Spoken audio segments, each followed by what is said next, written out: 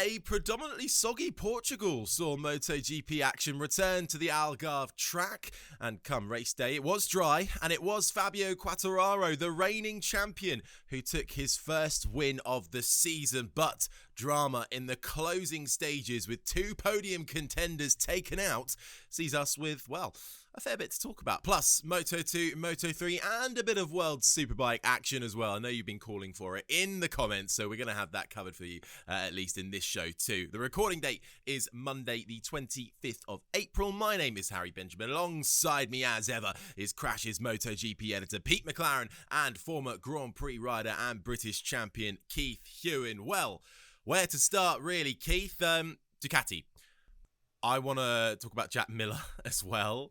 Looked incredibly fast. Unfortunately, that big crash which took out Joan Mir and himself in the battle for the podium was a hefty crash, a hefty fall for Miller as well. And he held his hands up, apologised, Keith, but not a good day at the office for Jack Miller. I'm really surprised he didn't get some penalty, to be honest. I mean, he caused another rider to crash. When you let the brakes... the end of that straight is really, really tricky on a MotoGP bike because if the thing ain't settled, you've gone over that hump, you're in the braking area, going downhill. And we know that the Suzuki's pretty nimble on the front end, and he committed himself to the inside line. He either had to squeeze them harder or run them both out wide. Taking out Mir, Jack is not an unsafe rider, so I can't say that it's if it had been Darren Binder, bless him, or somebody like that, you might have expected that kind of manoeuvre perhaps, or even his brother Brad, but like Jack taking him out like that. But I'm actually surprised that he didn't get a penalty for that.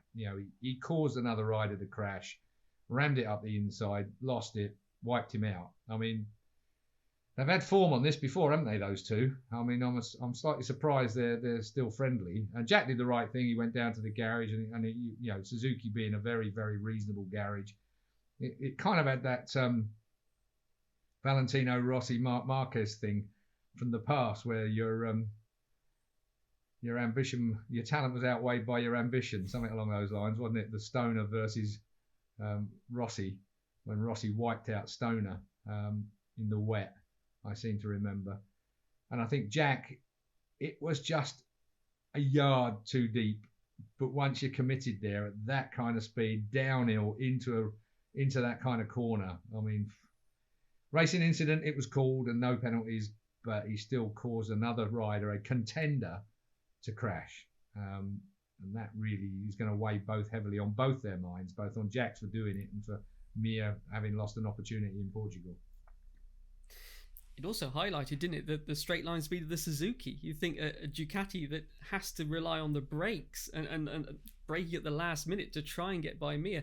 You've got to imagine last year he'd have blasted by him long before the turn one, wouldn't he? And he did have a few previous looks at trying to get by him. It was obviously difficult for Jack to actually make that move, which again is a praise to the Suzuki engineers again on the straights. Just on Mir, he was actually, after the race, he was sort of more disappointed by his lack of performance, as he sort of called it, with the front of the bike. He said from the very first laps, the front tyre was moving around, and he knew he was in trouble. I mean, he actually said that if he didn't fall off then, he might well have fallen off later anyway, because he was so on the limit with the front of the bike, which he didn't expect. Completely unexpected issue. And again, it just goes to show, as Keith was saying earlier, the Suzuki we've known as a bike that gets stronger as the race goes on and is really good with its tyres. And we've seen it a few times this year, and you think it's come back again, and then suddenly you get a race like Sunday where for Mir, he was struggling right from the off with the front tyre, not the rear tyre. But on the other hand, you've got Rins who makes that incredible comeback.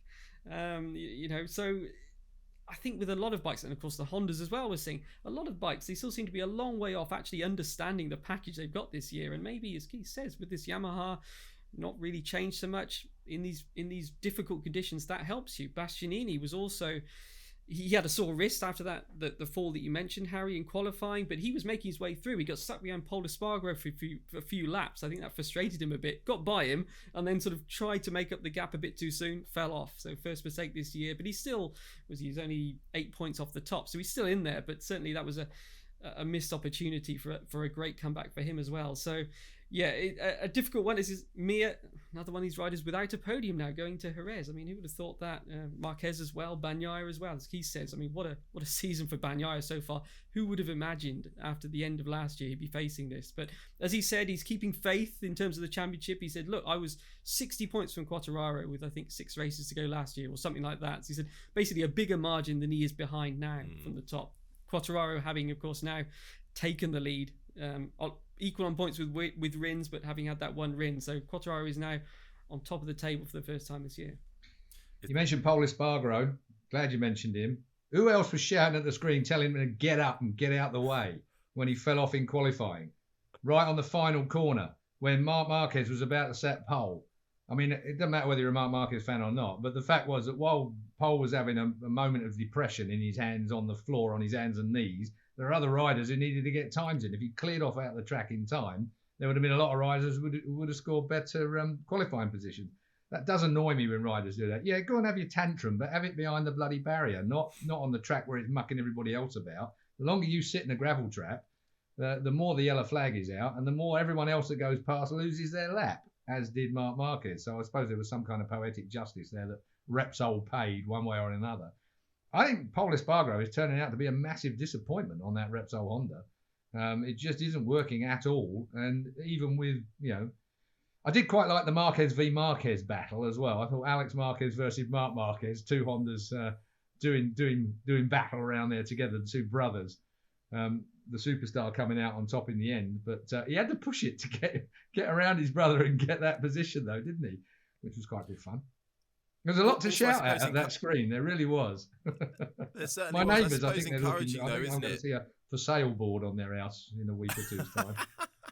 But was it encouraging though that Marc Marquez had this crash early on and was able to recover as well? His first big crash since the big high side of Mandalika, and able to get up, and he said, look, I hit my head, but I was able to carry on. That's, positive signs. I'm going dizzy just watching him do it. I feel like I've got an head injury just watching him. I mean, the guy is just... He ain't lacking commitment, is he? That's a fact. Pete, let's move on and talk about, go back to Ducati, but the Pramac side of it, shall we? Because it was a strong weekend for Johann Zarco in particular, taking pole position and then his second podium of the season. Wasn't able to follow up with the win, though, but very much up there and fighting. Teammate Jorge Martin, again, another non-score and a crash out. So both sides of the garage experiencing up and downs, but certainly a strong weekend for my title pick from last year, Johann Zarco. Yeah, and he's now 5th in the World Championship, just behind Bastianini. So he's in contention now to be the top Ducati rider at the moment. So yeah, it was a great ride by Zarco. He didn't push it beyond the limits, and he kept the pace going. I think he realised he couldn't match Fabio. I think that's pretty much what he said. So when he saw Mir, that was his focus. He focused on beating Mir. As he saw Jack approaching, catching them, he made his move, and then of course Jack tried to do the same, and we know what happened there. But yeah, I think a good ride by Zarco, as you say, pole position in those tricky conditions. We know how talented he is in that kind of riding, and a solid race from him, which is what he needs. So because he's another one of these guys, like most of the grid still, who don't have a deal for next year. So he needs to impress, and he's doing that, as you say. Martin, unfortunately, we know he's fast, we know he's got the speed, but unfortunately, DNF is not what he needs either. Zarco had the comment of the day, though, in Parc Ferme, didn't he? He said, I can't do the French accent, so I won't try and do it because I'll embarrass myself in front of the whole nation. Please don't. When he said, they didn't play the national anthem for me, but at least I could sing it. Which absolutely cracked me up. So there you go. He knows all the words to the French national anthem. That's a bonus.